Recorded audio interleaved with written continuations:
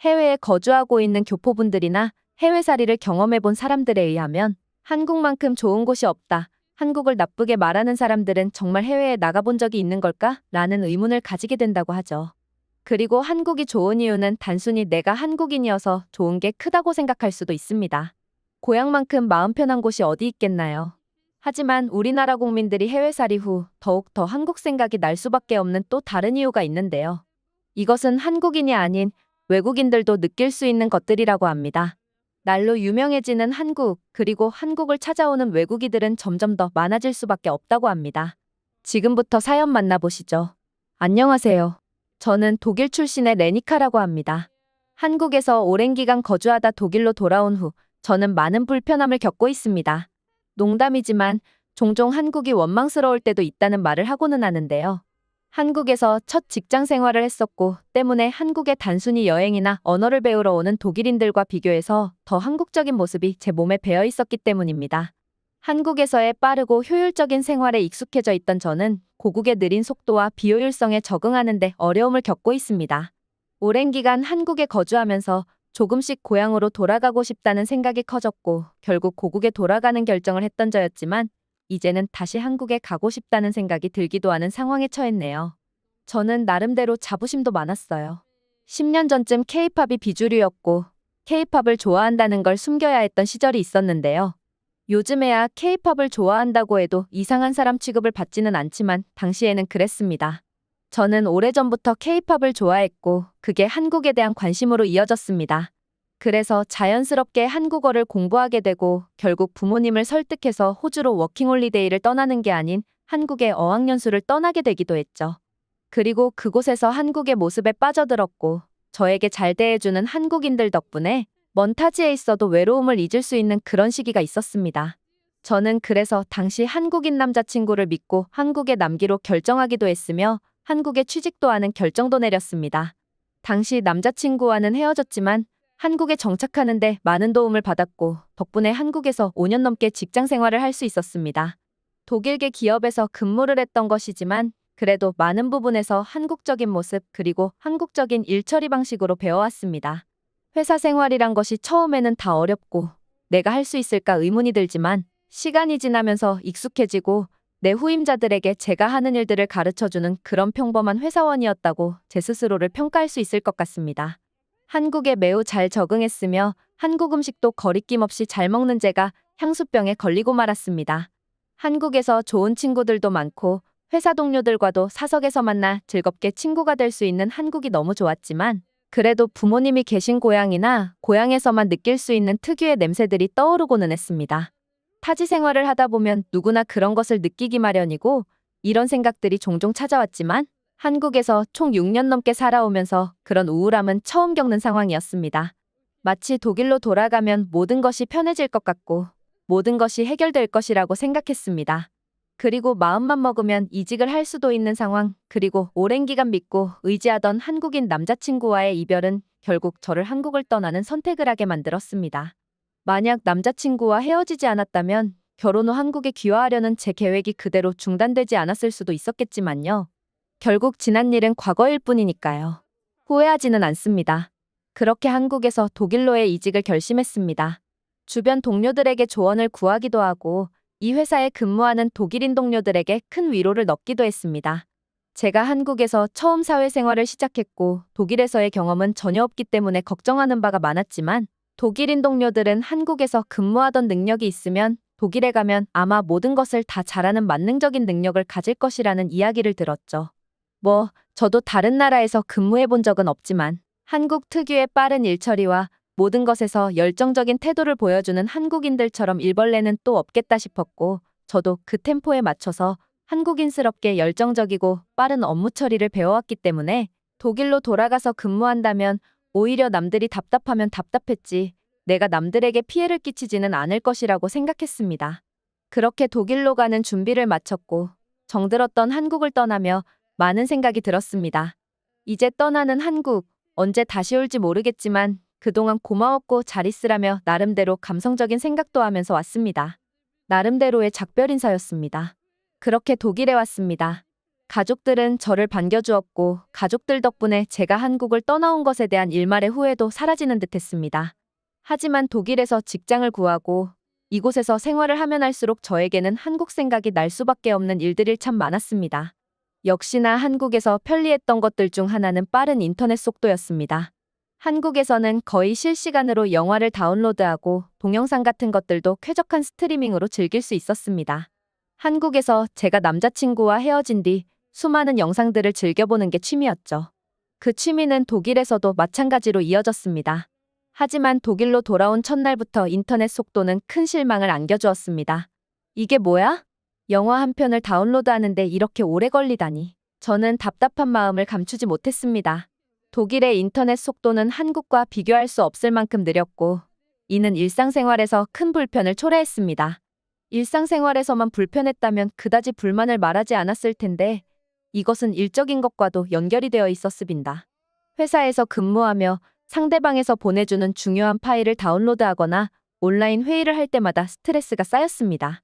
한 번은 중요한 프레젠테이션 파일을 다운로드해야 했는데 예상보다 훨씬 오래 걸려 결국 업무 시간이 길어지고 완성 시간이 늦어질 수밖에 없었고 결국 보고서 제출을 늦게 하게 되었습니다. 한국에서 근무하다가 온 저에게 이런 일들은 용납할 수 없는 일인데 말이죠. 한국에서 정해진 기한 안에 보고서를 제출하지 못하게 되면 난리가 났을 텐데 그나마 다행인 점은 인터넷 문제 때문에 다운로드가 너무 오래 걸렸다고 말하니 제 과실이 아닌 것으로 생각해주고 넘어가 주었다는 점 또한 충격이었죠. 이걸 다행으로 생각해야 할지 그냥 앞으로도 답답하고 불안해야 할지 많은 생각이 들었던 경험입니다. 독일에서 근무하며 생긴 문제는 더 많았습니다. 한국에서의 대중교통은 시간에 맞춰 정확히 도착하고 어디든 쉽게 이동할 수 있었습니다. 저는 항상 한국에서 지하철과 버스를 이용해 편리하게 이동하곤 했습니다. 그리고 네이버 지도를 통해서 항상 정확한 시간에 도착할 수 있도록 시간을 조절할 수 있었고 낭비되는 시간을 만들지 않았습니다. 누군가는 약속 15분 전에 도착하는 게 예의라고 하지만 한국처럼 시간을 소중하게 사용하는 나라에서 저는 5분의 여유만 허용했었고 한국에서 중요한 약속이 있더라도 늘 정확한 한국의 시스템을 믿고 5분 전 도착을 원칙으로 삼아왔었습니다. 그런 습관이 모여 저는 시간을 철저하게 사용하는 그런 사람이었는데 독일에서는 대중교통의 느린 속도와 불규칙한 운행이 큰 문제였습니다.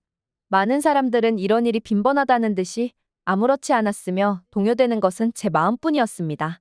이런 일들이 결국 문제가 되면 어쩌지라는 불안함이 있었고 결국에 일이 터져버리기도 했죠. 어느 날 중요한 약속에 늦지 않기 위해 버스를 타기로 했습니다.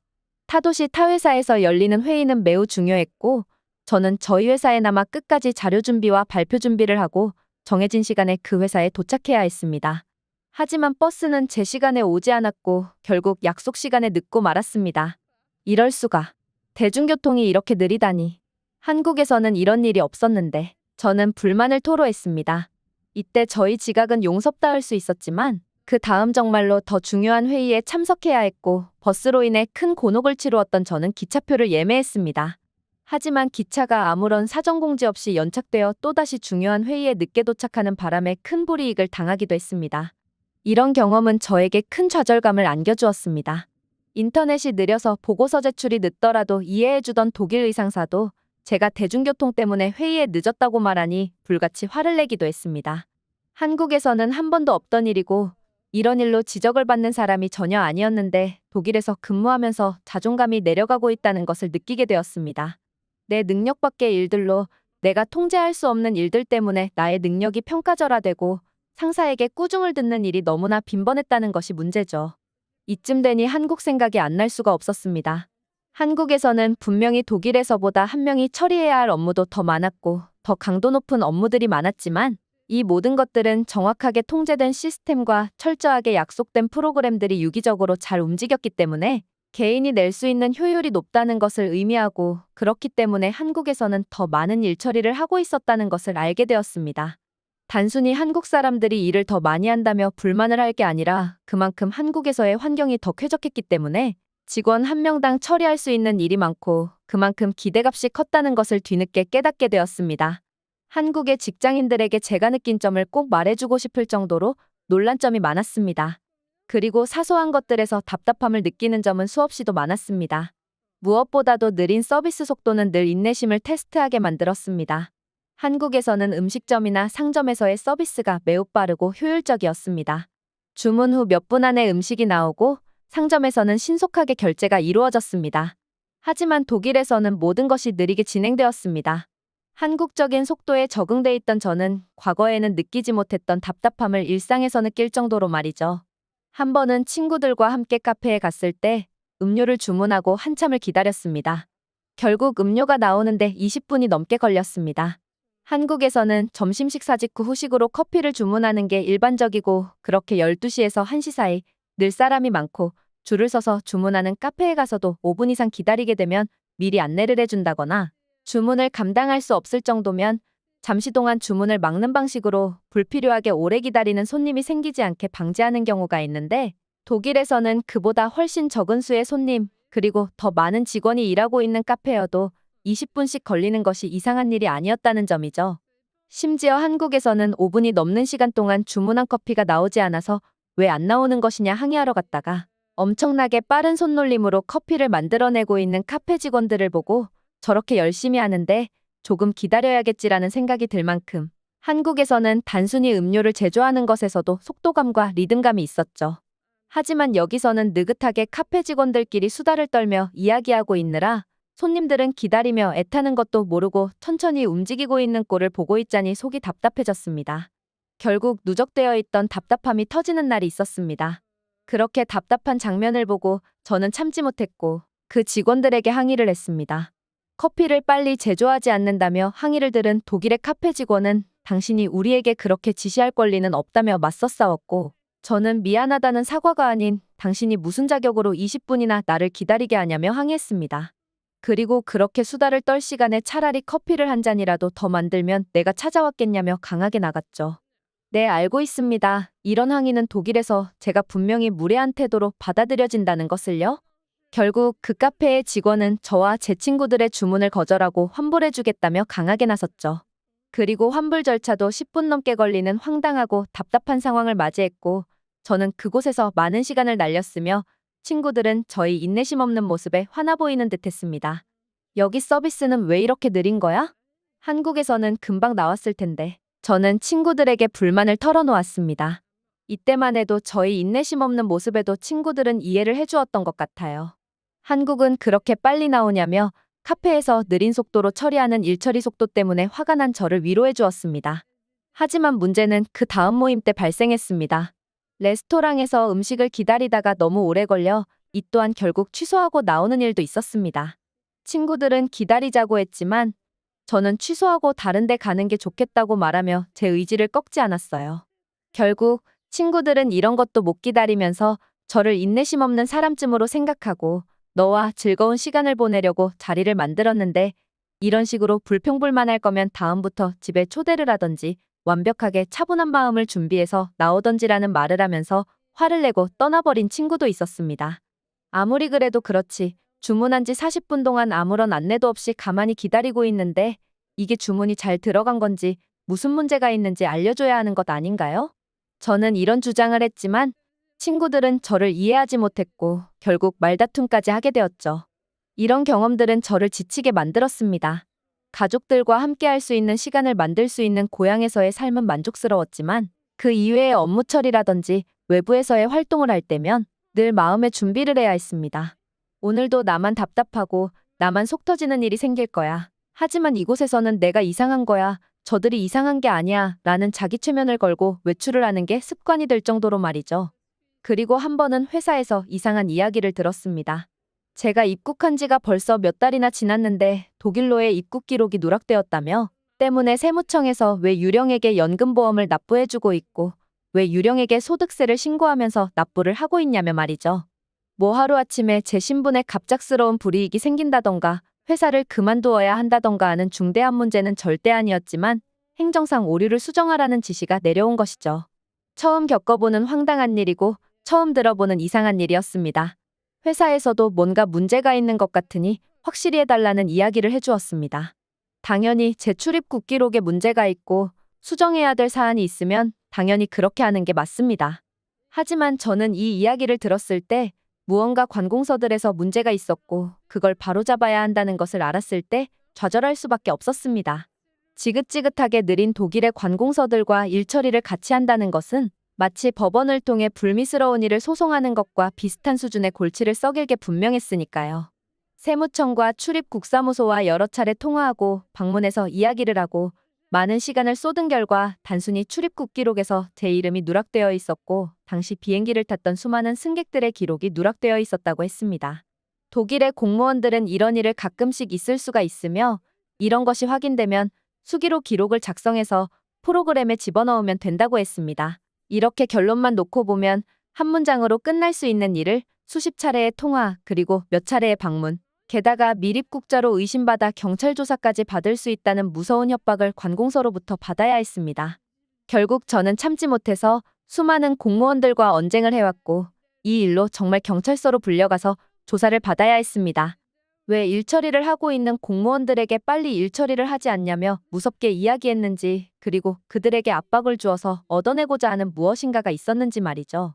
이때의 사건을 기점으로 저는 한국에서의 모든 것들이 저에게 잘 맞았다는 확신이 들었습니다.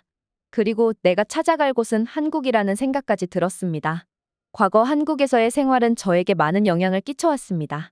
빠르고 효율적인 인터넷, 대중교통, 서비스, 행정 처리 등 오늘 나열하지 못한 수많은 장점들을 가지고 있는 한국. 그리고 한국에서의 편리함에 익숙해져 있던 저는 고국의 느린 속도와 비효율성에 적응하는 데에는 끝끝내 어려움을 겪었습니다. 고국으로 돌아온 후 저는 한국에서의 빠르고 효율적인 생활이 얼마나 소중했는지를 절실히 깨달았습니다. 독일에서의 생활은 많은 면에서 저를 답답하게 만들었습니다. 한국에서 경험한 모든 것들이 저에게 깊은 인상을 남겼고 다시 한번 한국으로 돌아가고 싶은 마음을 끊임없이 하게 만들었습니다. 한국은 이제 저에게 단순한 나라가 아니라는 것입니다. 마음속 깊이 저를 이해해 줄 수 있고 제가 이해할 수 있는 특별한 곳이 되었습니다. 한국은 저를 구해줄 수 있는 유일한 나라이며 제2의 고향이 되기를 바랍니다. 결국 독일로 돌아온 지 1년이 채 못 되어 다시 한국으로 갈 수 있는 방법을 찾아보고 있습니다. 그리고 가족들과 떨어져서 생활하는 게 큰 어려움이라는 말씀을 드렸는데요. 이제 부모님이 독일에서 연금을 받으십니다. 그래서 시간적인 여유가 많아지셨기 때문에 한국에서 제가 넓은 집에 거주하면서 부모님을 자주 초청드리고 자주 가족들의 얼굴을 본다면 제가 한국에서 겪었던 문제들도 해결될 것이라고 생각이 되고 부모님도 한국에 대해서 궁금해하시고 저를 통해서 한국에 대한 다양한 이야기를 들어오셨기 때문에 한국에 대한 믿음과 신뢰도 크시거든요. 그래서 한국을 여행시켜드리며 저뿐만 아니라 우리 가족의 이막을 시작하는 준비를 하고 있습니다. 한국과 작별 인사를 했지만 결국 한국을 다시 찾을 수밖에 없는 지금의 상황을 즐기려고 합니다. 그리고 한국 남자와 결혼까지 생각하며 연애를 지속해왔는데 불미스러운 일로 큰 상처를 받았고 다시는 한국 남자와 만나지 않겠다는 생각도 이번 기회에 없애보려고 합니다. 한 명에게 상처받은 일로 한국인들 모두를 평가할 수는 없는 일이니까요. 다시 한번 한국에서 저희 삶을 시작하려고 합니다. 응원의 한 말씀 부탁드려도 될까요? 오늘의 영상은 여기까지입니다. 그리고 지금 화면에 나오는 영상을 아직 시청하지 않으셨다면 지금 바로 시청해보세요. 재미있는 다음 사연이 기다리고 있습니다. 감사합니다.